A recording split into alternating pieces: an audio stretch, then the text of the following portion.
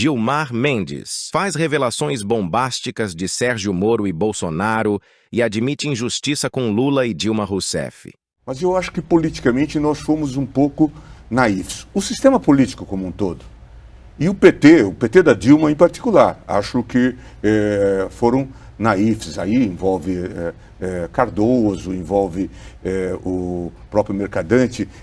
Essa gente talvez imaginando que as denúncias de corrupção atingiam Lula, que era fácil separar e que, portanto, Dilma seria o novo Jânio Quadros, varreria a corrupção e coisa do tipo, e reforçaram esta linha que tinha objetivo muito claro, contato com os americanos e propósitos muito claros nesse sentido. E o sistema político, em geral, inclusive aqueles que integravam a oposição ao PT, achavam que o problema era do PT, não é?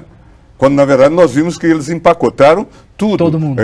Todas as doações viraram corrupção e atingiram todas as pessoas. Até as mais insuspeitas. Alckmin, por exemplo, sofreu acusação de Caixa 2 ou coisa do tipo. Portanto, eles tinham um projeto, contavam com um apoio que talvez a gente nunca tenha visto da mídia. É um papel que não aparece. Sim. Né? Hoje se esconde, mas contavam com o apoio da Globo, inclusive. Nós vimos casos em que repórteres da Globo serviam de ghostwriters lá, né? A Vaza Jato vai revelar isso. Né? Ajudaram os procuradores a escrever notas para apoiar o Moro. Isso. E depois nós vimos a participação política. Se tivesse dúvida, o Moro se torna ministro do Bolsonaro. Exatamente. Antes ele divulga a delação do Palocci.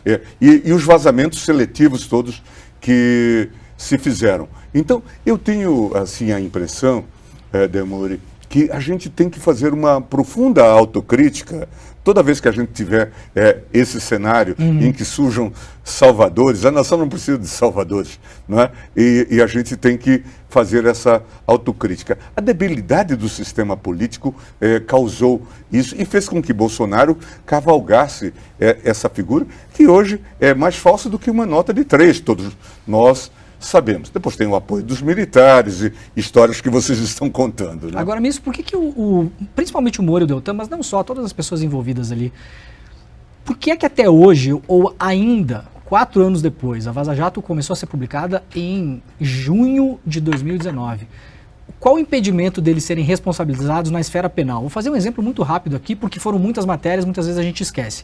Eles chegaram a vazar, ministro, documentação sigilosa sobre o setor de petróleo e gás do Brasil para a oposição venezuelana derrubar o Maduro. Vamos esquecer que é a Venezuela, para não entrar em polêmica com as pessoas que estão nos assistindo, mas imagina o seguinte, procuradores brasileiros e um juiz vazam informação sigilosa para a oposição de um governo estrangeiro para derrubar um governo estrangeiro. Isso me parece que passou assim, eu acho que politicamente eles estão pagando um preço, mas qual a barreira para que eles não sejam responsabilizados de fato na esfera penal, por exemplo?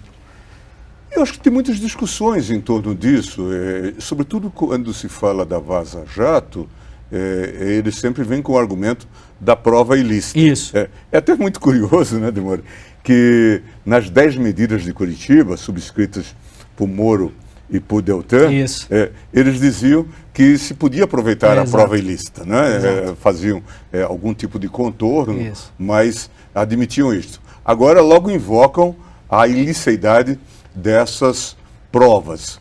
Mas elas podem ser usadas de fato?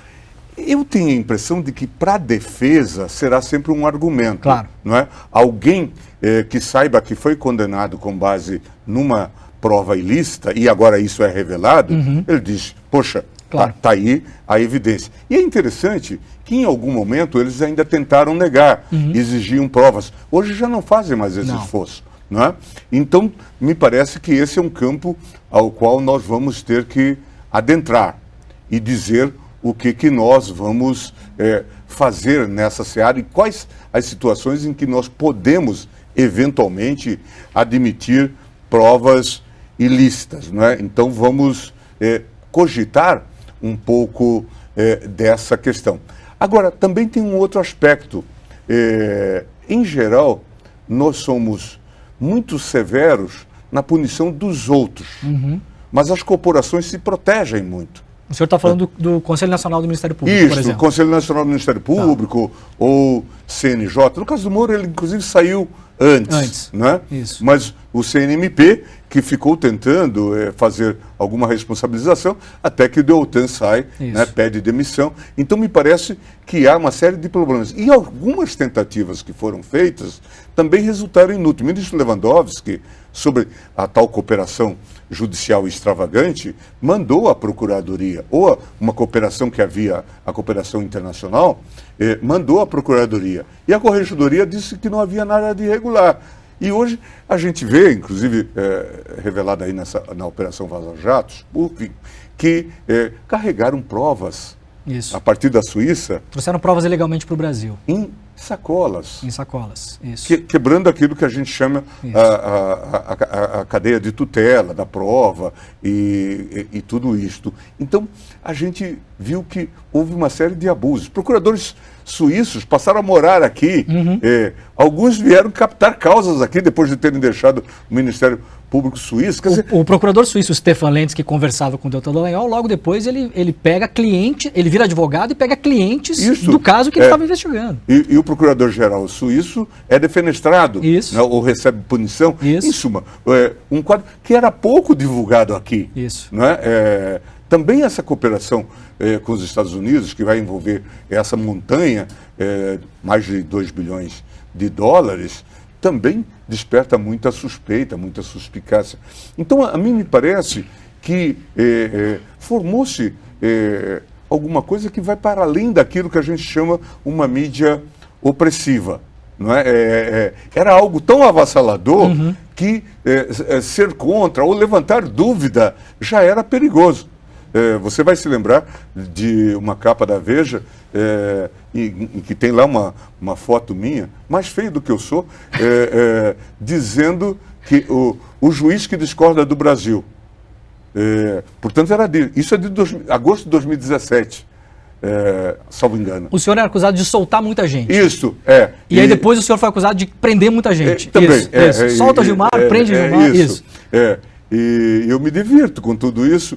E naquele momento a gente sofreu uma série de ataques, e esse tipo de ataque era bastante comum. Mas felizmente isso passou. Acho que o tribunal cumpriu um papel importante nessa revisão, mas nós temos que aprofundar. Acho que é importante, conversas como essa e outras, nós temos que aprofundar para sabermos onde erramos. Foram as duas perguntas que eu fiz no dia que eu entrei no Supremo Tribunal Federal avassalado.